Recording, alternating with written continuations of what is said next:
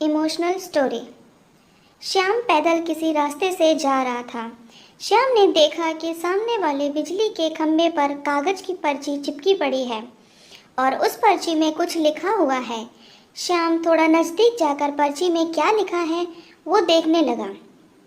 उस कागज की पर्ची में लिखा था, कल इस रास्ते से गुजरते वक्त मेरे 200 रुपये कहीं गिर गए थे। मैंने ढूंढने की बहुत कोशिश की लेकिन मुझे वो नहीं मिले। कृपया इस रास्ते पर कहीं भी किसी को भी मेरे 200 रुपये मिलें तो इस पते पर पहुंचा देना। पर्ची में उसका एड्रेस भी लिखा हुआ था। श्याम को ये पर्ची पढ़कर उस एड्रेस पे जाने का मन करने लगा। श्याम उस एड्रेस पर जाने के लिए आगे बढ़ने लगा। उस एड्रेस पर जाकर श्याम ने देखा कि वहाँ पर एक झोपड़ी है। श्याम ने बाहर से आवाज़ लगाई तो उस झोपड़ी में से एक वृद्ध औरत लाठी के सहारे बाहर आई। श्याम को पता चल गया कि कोई वृद्ध औरत सिर्फ अकेली ही इस झोपड़ी में रहती है।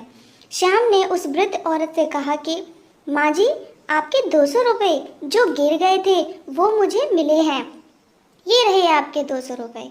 श्याम की बात सुनकर वो वृद्ध औरत रोने लगती है और कहती है कि बेटा, अब तक करीब 15-20 लोग मुझे 200 रुपये देकर जा चुके हैं।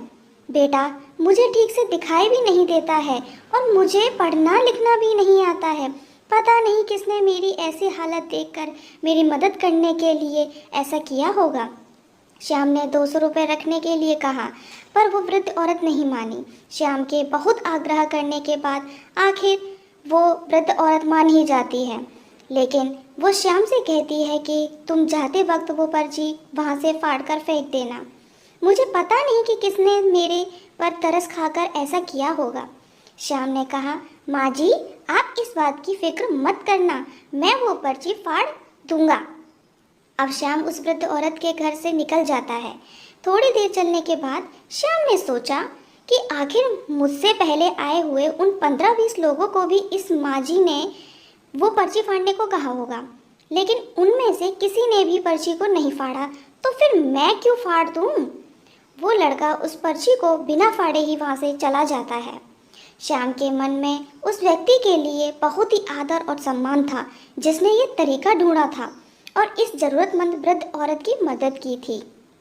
दोस्तों, ज़रूरतमंद की मदद तो सभी करते हैं और सभी ने की भी होगी। किसी ज़रूरतमंद की मदद करना अच्छी बात है, लेकिन इस कहानी में जिस तरीके से मदद की है वो तरीका बहुत ही अच्छा है और दिल को छू ले ऐसा है। हमारे मन में भी किसी ज़रूरतमंद की मदद करने की इच्छा होनी चाहिए और वो भी दिल से, दिखावे के लिए नहीं। तो दोस्तों, ये थी एक छोटी सी स्टोरी। आई होप कि आपको अच्छी लगी होगी। धन्यवाद।